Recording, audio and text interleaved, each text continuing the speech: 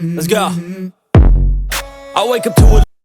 Tiago, além de colocar ali seu ponto sobre o que elas trouxeram pra gente, fica a curiosidade aí. Em Portugal e na Europa como um todo ainda existe, não demanda, né? Até em Portugal a palavra é outra, mas existe essa necessidade por conscientização em relação ao direito digital, à Lei Geral de Dados?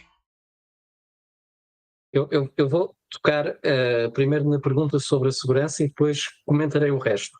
Vou ser mauzinho porque vou dizer que de todas as entidades que eu conheço, aquela que eu teria mais medo, ou que eu tenho mais medo de disponibilizar os meus dados, mas infelizmente não tenho hipótese, é o Estado. Porque o Estado, ou seja, o público, entidades públicas, porque confesso que daquilo que é a minha experiência, salvo saudosas exceções, de algumas entidades públicas em específico, por regra as entidades privadas estão hoje em dia mais consciencializadas que as entidades públicas e são mais capazes. Há uma coisa chamada vontade e há uma coisa chamada capacidade. Eu aqui estou só a falar da capacidade, digamos assim. Estão mais apetrechades. E muitas vezes, por exemplo, a nível de cibersegurança, são substancialmente mais sofisticadas. Por exemplo, já não se vê em coisas básicas como sistemas operativos super desatualizados, que ainda acontece em algumas entidades públicas, pelo menos em Portugal, que é a realidade que eu conheço neste ponto específico. Aliás, aqui sendo muito rápido, provavelmente a violação mais grave, na minha opinião, porque nem foi a violação com a coina mais alta, mas a violação mais grave a nível de proteção de dados em Portugal foi pela Câmara Municipal de Lisboa, que enviou à Embaixada Russa dados de um conjunto de manifestantes contra a Rússia, que eram inclusivamente nacionais russos, se não me engano, e que têm a gravidade de poder colocar em perigo a própria vida das pessoas.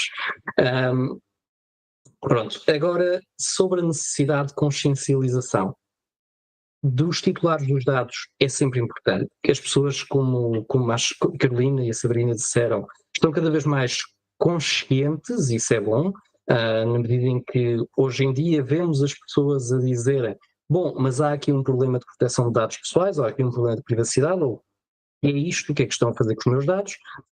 E há empresas que hoje em dia utilizam como diferenciador de negócio, nós respeitamos mais a vossa privacidade que os outros, isto é uma coisa que não acontecia há uns anos.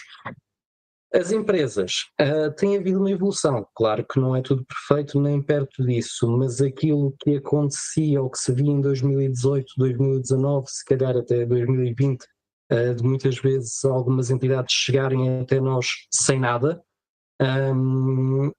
eu pelo menos hoje em dia já não vejo isso, e melhor ou pior, e com alguma satisfação digo, de novo, o compliance a nível de proteção de dados pessoais é uma casa muito grande para construir, especialmente nas empresas que tratam muito dos dados. Há muita documentação a produzir, há muita coisa a analisar, sempre que há uma iniciativa nova aparecem novos desafios.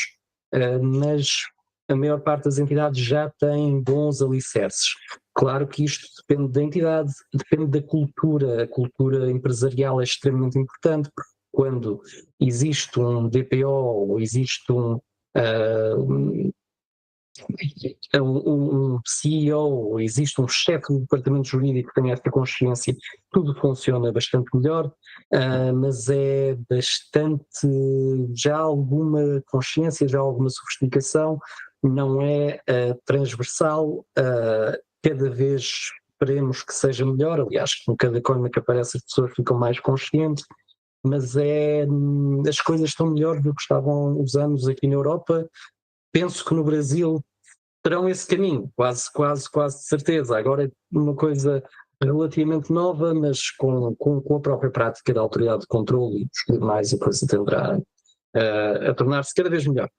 Olha, antes de trazer aqui a Natália Fischer aqui, que vai ajudar a gente aqui com algumas perguntas mais técnicas, né? Eu sou o único não advogado aqui do bate-papo, mas o Thiago trouxe uma provocação que eu queria complementar, assim.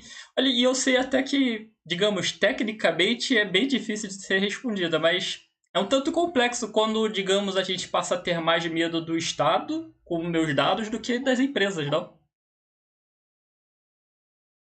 Quem se sentir confortável a complementar, e eu sei que ela é um tanto comprometedora, a pergunta. Atenção, eu não estou a dizer que o Estado vai utilizar os dados de forma Sim, mas malévola. Por muito que se eu pudesse pedir às finanças para deixarem de tratar os meus dados, falo-ia imediatamente. No entanto, é preciso ter em conta que o Estado, provavelmente, se não for a entidade, Estado, que tem mais dados nossos, e desde dados financeiros a dados de saúde, a dados relativamente ao nosso historial, mesmo a nível judiciário, criminal, o Estado tem toda esta informação. E um hacker tanto bate à porta de uma empresa privada como bate à porta do Estado, não tem grandes preferências.